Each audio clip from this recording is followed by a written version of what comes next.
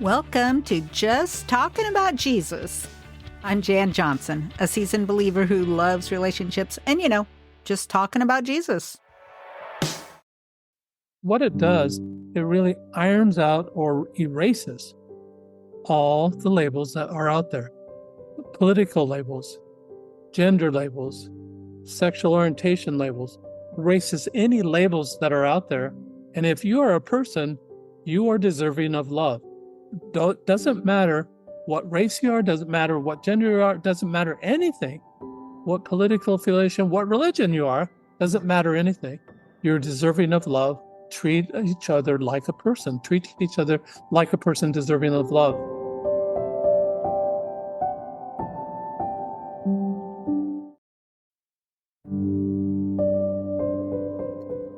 Paul Zolman has created a new way to demonstrate the principles of the love languages.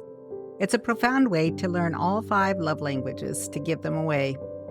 By giving them away, your vision will improve to the point that you can see them coming your way and respond appropriately. The system is so easy that even younger children can be trained in this love-giving system. Spoiler alert, it's a game where everyone wins.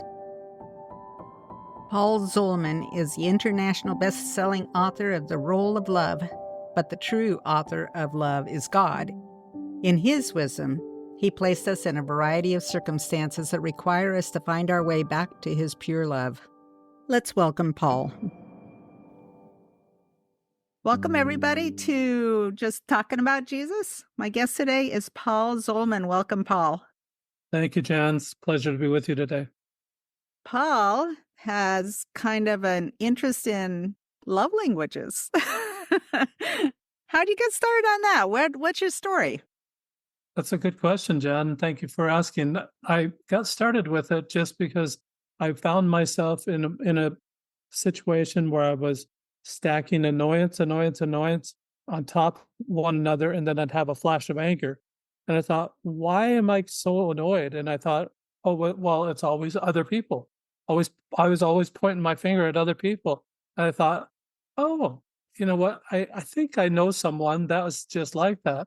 And then I looked to my father, and then I looked at my brother, and everybody's stacking these annoyances about being annoyed at other people about conditions or actions that they did that we have zero control over, but we'd still be annoyed. Why are they doing it that way? What's wrong with them? And we just be asking myself those questions. And I thought, well, how do you get out of that? And then I grew up in that critical family. It was just part of the family, part of a culture that had been handed down. My father only had an 8th grade education. I think education can help you get out of that, but there's other things that can help you get out of it. My mother joined the church just 3 years before I was born. And my father never joined the church, but just he would be home on Sundays cooking the fried or oven baked chicken, and then we'd come home and we have a nice meal. And it was just kindness that he was doing, but he wasn't going to church to do anything like that. So you take, Jan, that gospel and insert the gospel. You come up with a different dialogue. You're actually watching for what's right with people.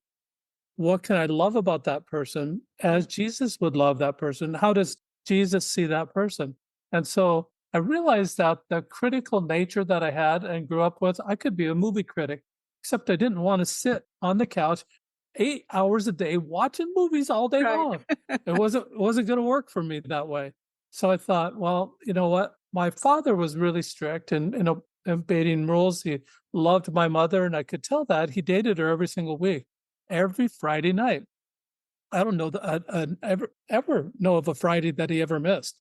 He was a truck driver, gone through the week, home on the weekends, wanted that date with my mother. Well, I'm number 10 of 11 children, Jan, and as number 10, I was never there, but I can see my mom on that date. It was always a Maverick bar, always over alcohol. My father wasn't creative about where to go have date. It was always a Maverick bar.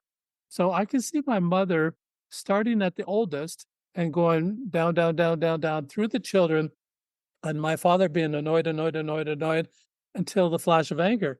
Sometimes, I don't want to sound like a victim here, but I felt targeted at number 10 because he's got 10 stacks here, 10 stacks of annoyances. He's ready to blow. And it must have been like that a lot because I'm the only boy between two girls. All the rest are boys. And so as number 10 of 11, number 9 and number 11 are also girls. And I was just kind of the bologna between two pieces of white bread. And if I gave my father or my mother, especially my mother, any grief during the week, I would hear about it. And some it was very severe sometimes. Sometimes it was a belt. Sometimes it was just a overextended spanking. One spanking I remember was I was black and blue for 3 weeks. So it's just from that situation, I thought there's got to be something better out there, Jen. And so I was started looking, how do you, if I get angry, how do you get over that? And what would be the opposite of that? So to illustrate that a little bit, Jesus taught in parables. So I'm going to bring something in right now. So the other day I was out walking and found a walking stick. This is the walking stick I found, Jen, and it's smooth on this side, great place for your hand. But on the other side of the walking stick, you can see it's got little points here, and it would hurt your hand to put, over a period of time, hurt that. I call this the naughty side of the stick, and this is the nice side of the stick. Naughty and nice, just like Santa Claus. Yeah. At Christmas time. But I used it to illustrate more of a spectrum. Anger would be on the naughty side of the stick, and love would be on the opposite side of the stick. So I had this self-actualization moment that what if I could pursue love? What if I could find an adjective for every action that I was doing, find an adjective for that action, and then think, what is the opposite? And where does it go on the spectrum? Mm. So as I'm thinking about love, I'm thinking, I don't know much about it. So I started reading books like The Color Code and then The Five Love Languages. This Yeah. time I'm single. All this anger and stacking the anger probably was a big contribution to the demise of my first marriage. Yeah. I only had 8 kids compared to my father. We're trying to tone it down a little bit. My kids are only having 3 and 2. Now, I want more grandchildren, Jen. I don't know how to enact I that. have 10 kids and I have 3 grandkids, one that I don't even know and will never know.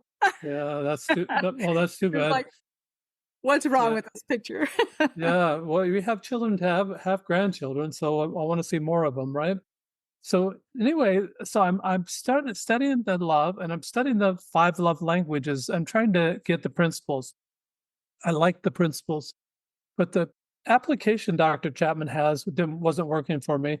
He said, Jen, if I guess, Jen, what your love language is, and if I cater to that, we're going to be buddies. But I'm a bad guesser, and it wasn't working that far up into my life at that point in time. So that didn't work. Second thing that Dr. Chapman has is that, well, if you take the survey, you can find out what your primary love language is. Yeah. Well, what the heck am I supposed to do with that, Jan? Advertise? Hello, Jan. I'm gifts. What do you have for me today? I mean, how awkward is that? Yeah, right. I'm trying to get away from awkward because stacking, having that flash of anger was already awkward. Wanted to move away from that. So I'm thinking, well, I like these principles. I like the idea of serving and spending time with people and gifts and the touch and all that. I was just liking all the love languages, but it just wasn't working. I thought back to my childhood. I said, well, we played games as a family and it brought our family together. I wonder if I can make this a game. So I contacted Dr. Chapman, asked him, are you licensing those little pictures, those little icons you have for the love languages? And after a couple of weeks, his attorney wrote back and said, no, we're not doing that right now. Well, I happen to have an attorney in my neighborhood that I knew, and he was a copyright attorney. He said this. He said, theory, like the love language theory, is not copyrightable. Application is. So they weren't doing it as a game. So I thought, well, I'll make my own icons and make it into a game. So that's what I did. So it's just the dice. It's about 1 inch by 1 inch. And I just created icons that would represent each one of the love languages. There you see touch, Uh-huh. That one's the conversation flow out from the heart, so that would be the words. Looks like a waiter that's holding Very a platter. yeah, That'd be for service, that's right. yeah. That one's gifts. You'll notice there's a hand holding something all the time. It's as if it's giving it away. And then the last one would be time. Five Yeah. love languages, 6 sides on the cube. The last one is surprise me, just a hand holding a question mark. So, Jen, there's just 2 instructions. Roll the dice every day, whatever it lands on. That is the love language you practice giving away all day that day. So, Oh, so through my course of travels, I realized that even as Dr. Chapman had written that you should tell someone what your love language is so that they cater to that wasn't working for me. I thought, and I can't bid love to come my way. yeah. But what I do have control over is sending it out and then responding when it comes my way. So as I'm rolling the dice, setting the theme or the purpose for that particular day, the purpose to be love, no matter what. All there is love on this. So even on Surprise Me Day, you're watching for opportunities to do random acts of kindness. I'm rolling the dice and practicing all these love language. I found, Jan, that over a 30-day period, I knew them all.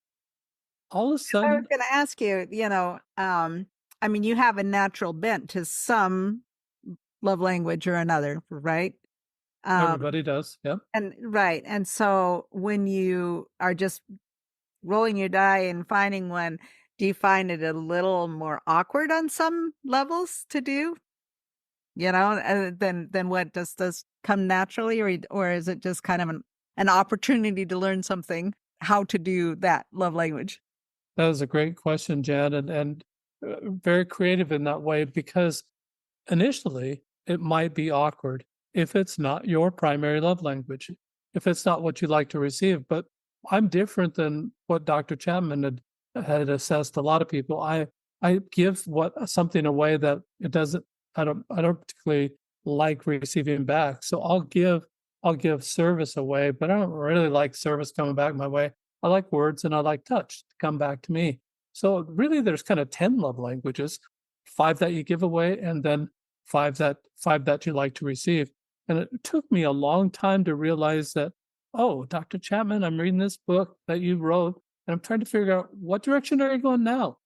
Am I receiving or am I giving? And it just had real difficulty with it. I didn't grow up with this.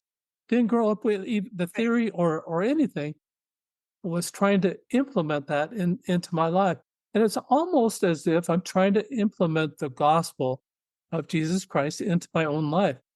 Insert the gospel, and your life's supposed to become a lot better. I was really having a difficult time doing that because it's not in my ancestry. It's not in the something that I've been inherited, not the generational things that were passed down. More not going to church was actually what was passed down to me. So learning this was just absolutely new to me. And it may be new to many of your listeners that way too, that just trying to learn the gospel of Jesus Christ and insert this. Dr. Chapman was a Baptist pastor, and I can imagine that couples would come to him, and they would come to him for counsel.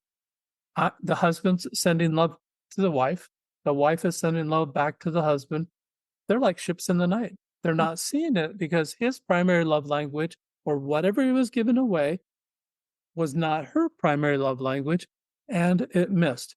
And it just kept missing like that. So the idea that he had of in a romantic setting telling one another what your love language is okay, but it brings up duty, or it almost brings up a place where that it's something that you expect. You create those duties and the obligation, yeah, the expectation. And that wasn't love to me. It didn't sound like love to me at all. So the new way now, Jan, is that as you're rolling the dice and practicing that love language, giving away to everybody all day that day, what you're watching for is people that light up. Yeah. When they light up, Jan, now you've discovered either a primary or secondary love language for that person. You just That's take a what I month. was just yeah, that's what I was just thinking I was gonna ask you next is what do you discover when you're doing that to Yeah. people that you're encountering or whatever. Yeah, perfect. So for that person, you just take a mental note that they like that, and then wash, rinse, repeat for that person. So as you're lighting up people all day long, you're making their day and Mm. you're helping them have a better day. But you're focused. You're absolutely focused on that particular love language. Obviously, you'll see other opportunities throughout the day. You can do it. You can take all those opportunities. But this is the focus. This is the mantra that you have, the theme for that particular day. I So love as, it because most days I'll wake up in the morning and say, "Okay, God, who do you want me to encounter today?" And that would just add that next little level to something too. That's exciting. it is fun, and the randomness is really fun too. So, Jan, no longer if you took the survey and you found out that you like to touch more than anything else, well, it's like me, I'm not going to be touching you all day long. That's just not what I'm going to be doing, and and and so it's I'm not going to be feeding you tacos every meal for every day the rest of the day of your life. This provides that variety, gives you a full nourishment of all the love languages. When you've done it for 30 days, you know them backwards and forwards by giving it away. And the best part about that, Jan, is now you can see it when it comes your way. So back to that couple that Dr. Chapman was helping. Now they've been given some peripheral vision. It's because they know all five love languages. Now they can say, "Oh, they're loving on me. It's not my primary love language, but I still can respond to that. I can see that they're trying to send love my way, and there's an understanding. There's a communication gap that has been closed, and we're just trying to overcome those communication problems. I like to call it, Jan, raising the literacy level of love. Mm. Because if you only know your only primary love language, what you like, that's really kind of narcissistic, number one. And you don't want to be that way. Obviously, nobody wants to be that way. Well, I guess there are some people that want to be that way, but you don't want to, don't want to end up like that. So developing that vision that says they're loving on me and responding in that way just quiets things down, makes it a more peaceful existence for everybody and more loving existence. People, the communication is going to be a lot better that way. And I'm thinking you're not going to just have this for a couple relationship. This would also spread to your kids, to your friends, There, there. just anyway. I'm across the board, right? Absolutely. I love that, Jan, too, because what it does, it really irons out or erases all the labels that are out there, political labels, gender labels, sexual orientation labels, races, any labels that are out there. And if you are a person, you are deserving of love. Doesn't matter what race you are, doesn't matter what gender you are, doesn't matter anything. What political affiliation, what religion you are, doesn't matter anything. You're deserving of love. Treat each other like a person. Treat each other like a person deserving of love. One more thing, let's back up just a little bit. So, Dr. Chapman, being a Baptist pastor, one other thing he said that these reconcile to the life of Jesus Christ. Well, I did my own fact check and I thought, well, how did the words reconcile the life of Jesus Christ? We absolutely love his words. We have his words. That's how we get to know who Jesus Christ is. Did Jesus spend time with people? Absolutely. Took the time and to talk to the Samaritan woman at the well. Just even it didn't matter if they were Jewish or not. He was talking with people, spending time with people. Did he serve people? Of course he did. Did he have any gifts? Obviously had the gifts of the Spirit, created miracles, turning water to wine. Those were gifts that he shared. And then touch. We know he touched people's eyes, touched their ears, and raised people from the dead with a touch. We absolutely know that touch was part of his ministry because why else, Jan, would he have to say to Mary when he was resurrected, touch me not? She was coming in for the hug or something. Yeah. She was coming in for it because it was part of his ministry. Yeah. And he had to say that because he hadn't ascended to the Father yet. Right. All five love languages relate there. But we need to take it one little step further, Jan. that I found myself in the beginning wanting to overcome that stacking of annoyances to get to that flash of anger. And what I found in that 30-day period is that instead of looking this way, I was looking the total 180 degrees the opposite way. Instead of looking at faults of one another, I was looking at what's right about that person, what is lovable about that person, what's right with that person. And I couldn't look both ways at the same time. And Mm. I forgot to be annoyed. And I forgot to stack those annoyances. And I forgot to have the flash of anger. Instantly, a miracle happened. How Jesus manifests himself in my life. Just the inspiration alone to be able to make it into a game and to focus every single day. Simple. He does things very simply. 2 seconds or less to roll the die, sets the theme for the day. Focus on that. Focus on the good things of people, and you'll forget about being critical about them. I was maybe focused on 10 or 15% of the personality, the the weaknesses of a person. I was missing the 80 to 90% that was good. When Well, I and focused, what's the greatest commandment? love thy neighbor. Absolutely.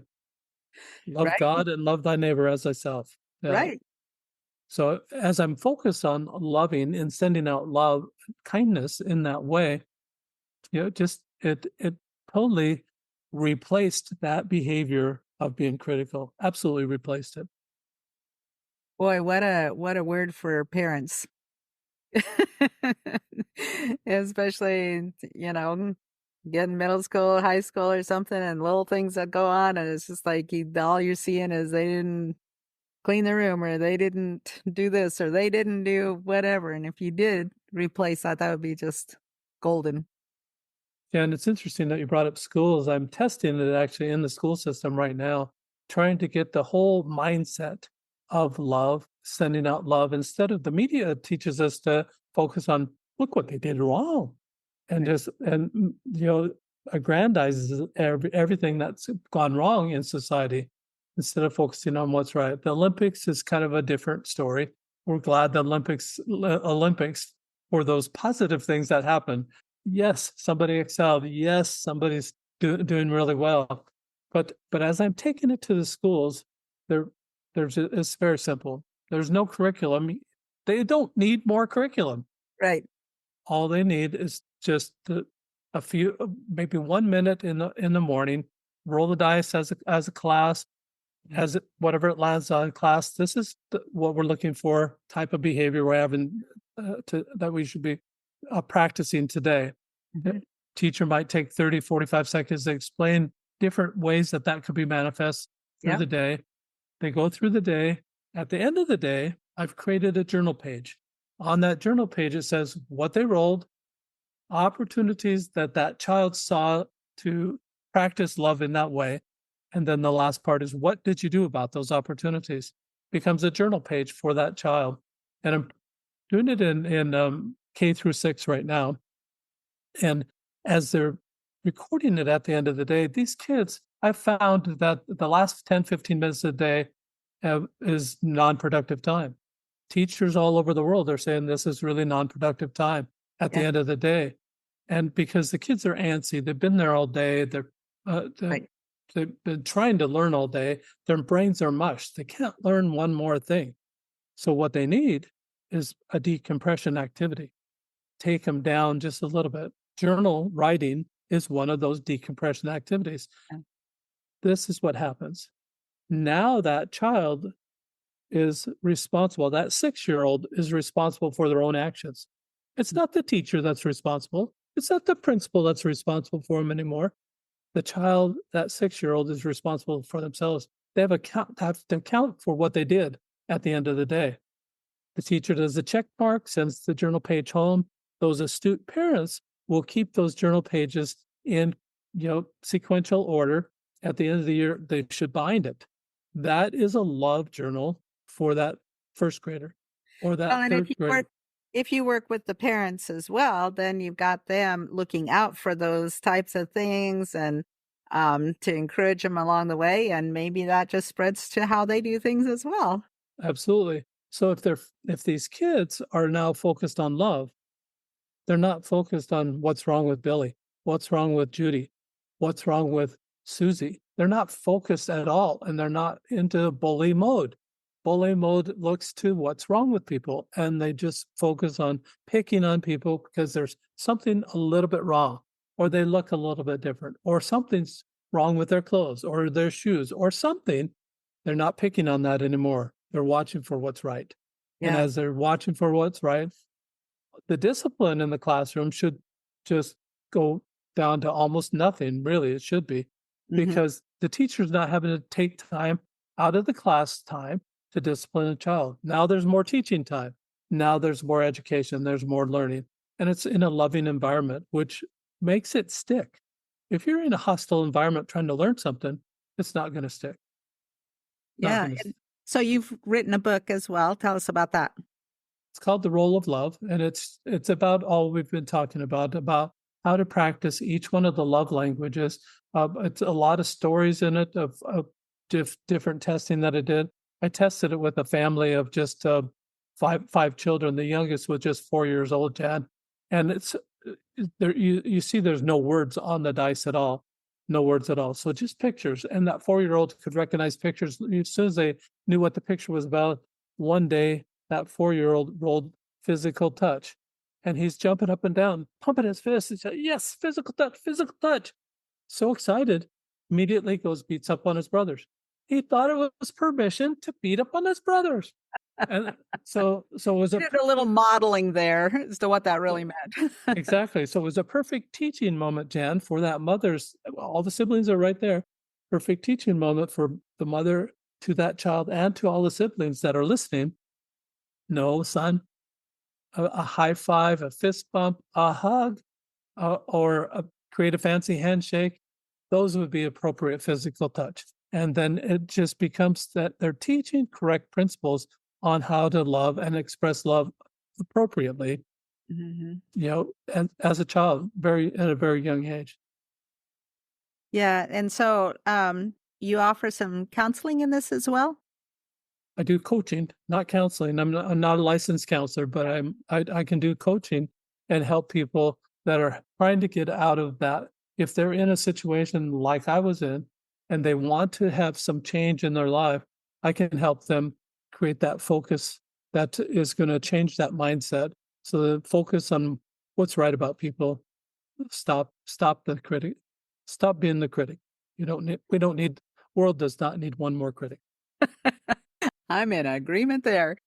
And where can people find your book and find you? That's a great question, Jan. I've got a website called rolloflove.com, ROLE of love. You'll notice that it's kind of a play on words. ROLL is what you do with the dice outside of you, but ROLE is the change that happens within you. So that's the website, roleoflove.com. It has a book, it has the journal, it has the dice on there. I also have another ebook that I wrote that's called 101 Ways to Express Love. And it's patterned after this, but it's about 20 or so different suggestions of different things that you could do within each genre of the love language. So find me on my website. If you're more auditory and listening to a podcast like this, I do have an Audible version of the book, but you have to buy it on Amazon. When you go on Amazon, don't type in Roll of Love. You're going to have to type in my name. If you type in love anything, you're going to get love a million things. But type in my name, it'll come right up, and you can get the Audible version or a Kindle version of the book right there on Amazon as well. Excellent. Excellent. This has been great. I love this. It's just going to spur all kinds of ideas. And I think it's, uh, you're on the right track. I think you're really on the right track there. Thank you, Jen. This is intended to inspire you to do something loving today. It Mhm. doesn't matter. I'm not dictating what you should do, but the dice says this is the category. Watch for these opportunities on that particular day and be inspired. Yeah, Let the Holy Ghost, let the Spirit, let Jesus guide you in all that you do. that's amazing. That is really amazing. Okay, well, thank you, Paul, so much. This has just really been a pleasure. Thank you, Jen. It's been my pleasure as well. Thanks for the Thank you. opportunity. Thanks. All right. As a former teacher, I would love to see this program implemented in classrooms, clear through high school. For us to intentionally start focusing on the positive and looking for ways to bless others throughout the day, think of the impact multiplied by many. Whew. I've put links in the show notes for your convenience. Remember, you can also watch this episode on YouTube. Again, a link is in the show notes. Are you receiving my newsletter yet? It's where I put a shortened version of the podcast along with photos and links and other fun information. If you're not yet, but you want to be, you can click the link to Just Talking About Jesus and sign up there. And now I'll leave you with these scriptures. John 15:12. My command is this: love each other as I have loved you. 1 John 4:7 and 8. Dear friends, let us love one another, for love comes from God. Everyone who loves has been born of God and knows God. Colossians 3:14. And over all these virtues put on love, which binds them all together in perfect unity. And last, Ephesians 5:2. And walk in the way of love, just as Christ loved us and gave himself up for us as a fragrant offering and sacrifice to God. Friends, thanks so much for listening. I hope you have a blessed week, and we will see you next time.